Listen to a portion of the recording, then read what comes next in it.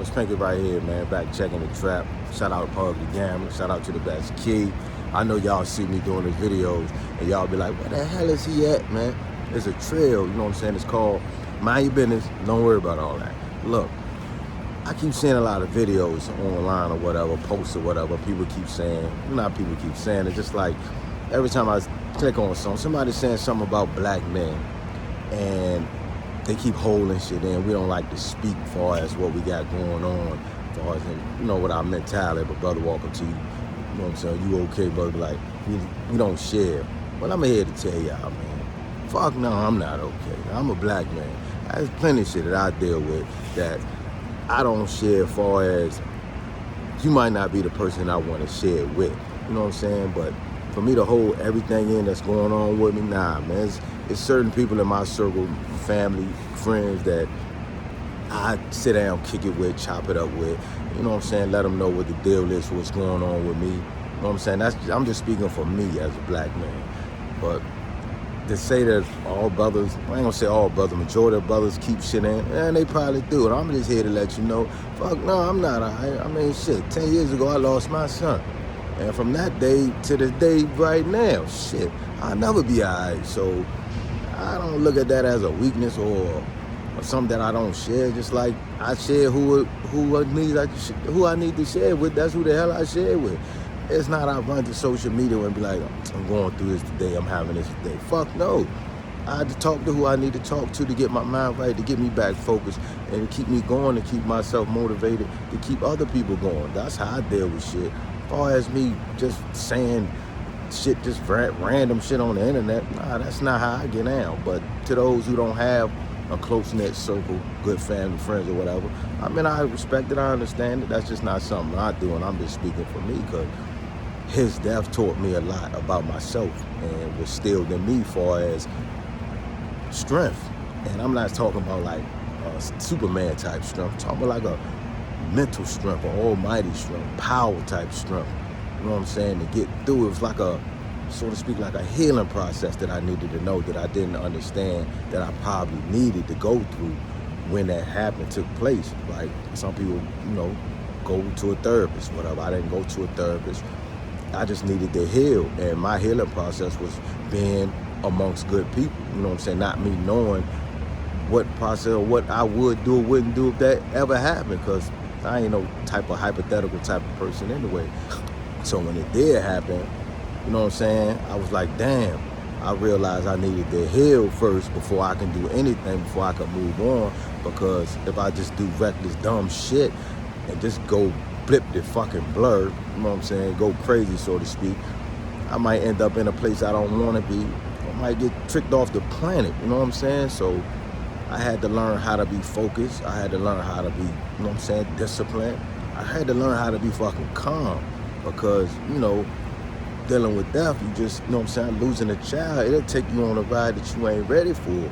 And I'm just speaking for me, that I wasn't prepared for it. And I don't think no parent is ever gonna be prepared for burying their child. But just for speaking from my point of view, I was just like, damn, I needed to heal. So in that process of him passing, me moving on and going through what I was going through and having good people around, as far as good energy and good friends, family, whatever, you know what I'm saying, support system was crazy, amazing. Salute to all the people, y'all know who y'all are, so salute to their family and friends.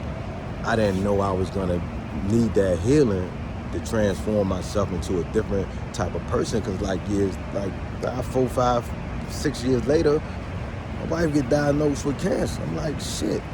And I didn't know the time I spent healing from my son's death, I needed that strength, that mental strength, that power, so to speak, that helped her go through what she was going through, because that's another level in itself, because I just watched a beautiful woman go through a whole transformation as far as the inside, the outside.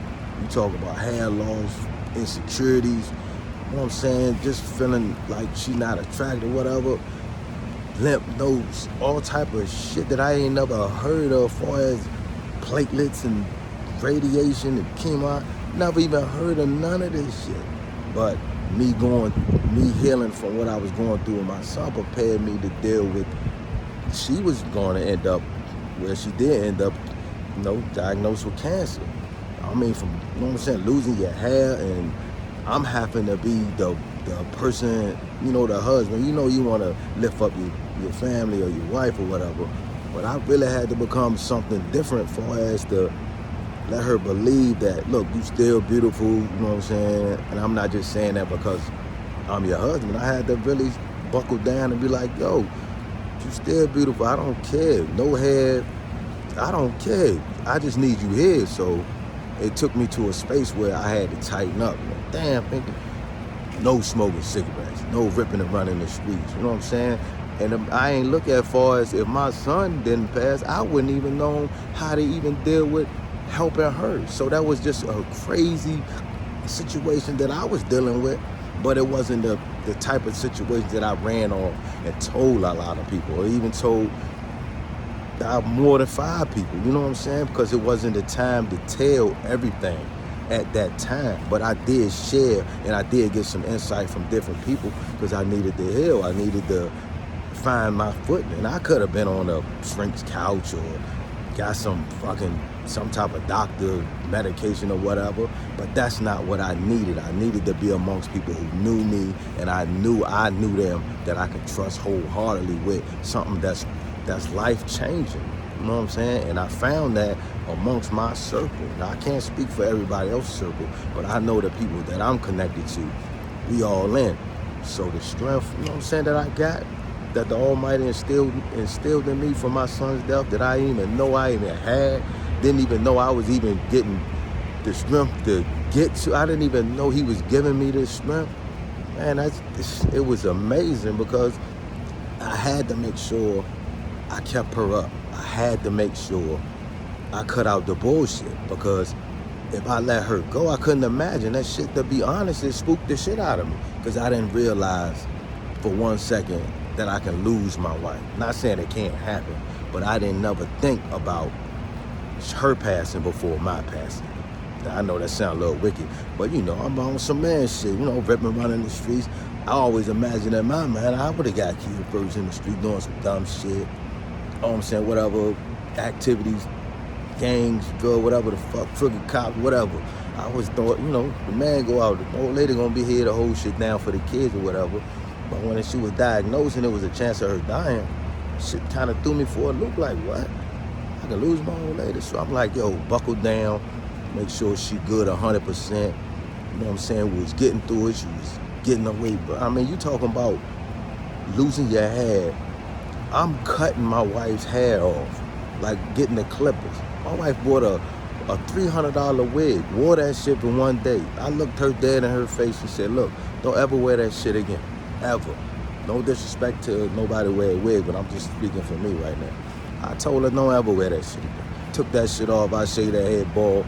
It's the most beautiful fucking thing I ever fucking seen in my fucking life. I swear on everything, and I ain't just saying that, 'cause that's my old lady. Man, it was like some goddess type joint. One of the movies with the women, African queen type. Man, that shit looked crazy. It looked like it was a different glow. And I never imagined looking at somebody with, my own wife with no hair and saying, God damn, you was fucking gorgeous, you know what I'm saying? But that was something I had to do, and that was something that I was given from me after losing my son that I didn't even know. Because sometimes I go in a place, a mental space, you know what I'm saying? I had saw, shout out to Gilly, rest peace to your son, Cheese, you know what I'm saying? He was on stage with Meek, and he had one in the moment, and Meek Mills had grabbed him and tried to bring him out that moment. I had those moments. I know that space where he was in, and I have people like me around me to get me out that space, so to speak, to say, yo, Pinky, come on, man, tighten up, man, you gotta get it together, come on, boom, boom. But they know enough about me, they know me, to know I'm in that space to get me out of there, because they don't want to see me there, and I don't want to be there. But that's the whole point of having a good circle. So salute to me for that word. And dealing with losing a child changed my whole outlook on how to move. You know what I'm saying? Not wanting to be selfish. You know what I'm saying? Not wanting to do dumb shit. And it got me to a space that I can honestly say, man, I'm glad I'm I'm not saying I'm glad I lost my son. I'm glad I understood myself enough to find that my strength that helped my wife deal with what she was dealing with.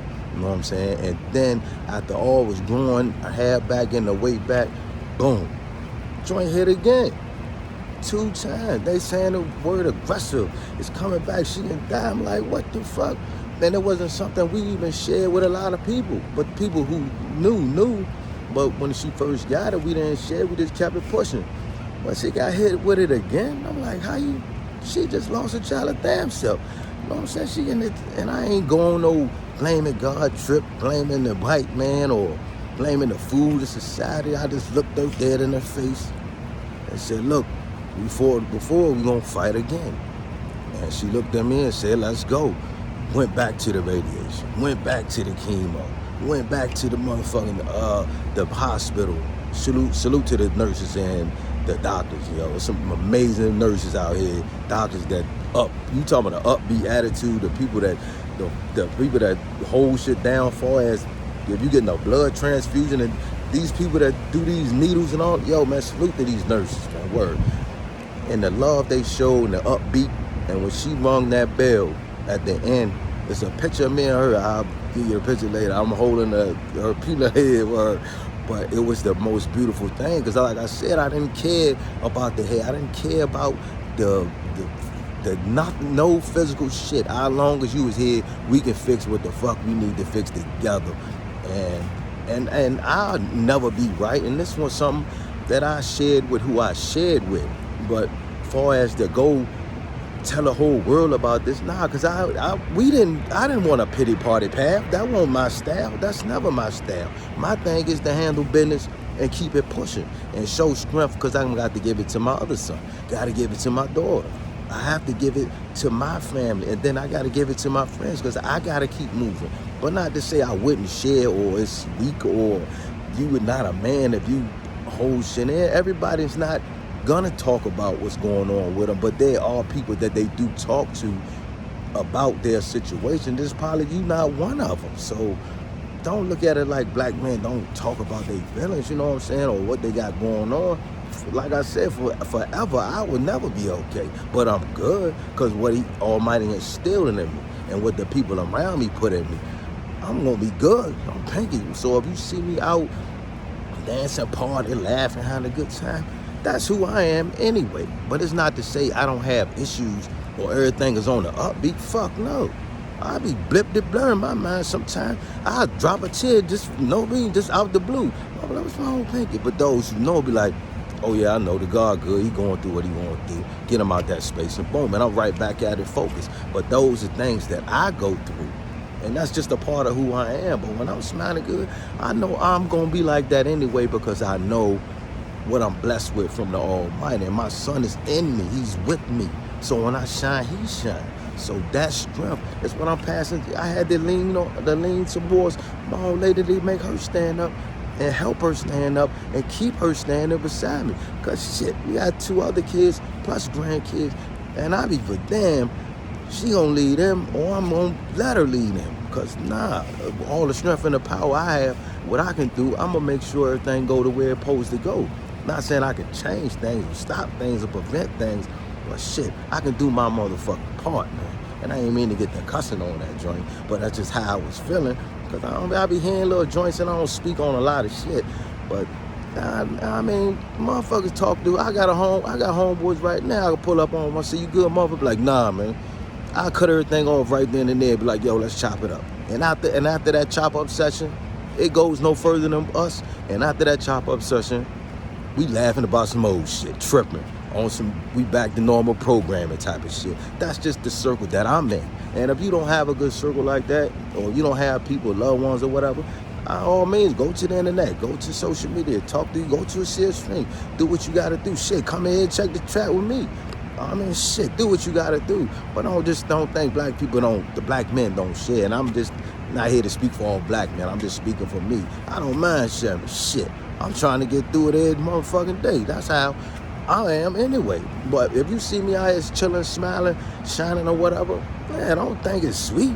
It ain't sweet now. But I ain't gonna be stuck in no dark place, man. But that's not who I am. That's not what my heart is. I love to shine, and I'm gonna forever shine, man. Word to all y'all. You know I love y'all. My son named Jaquan Marquise Brown, J Money. You know what I'm saying? On the lives, man. Holla.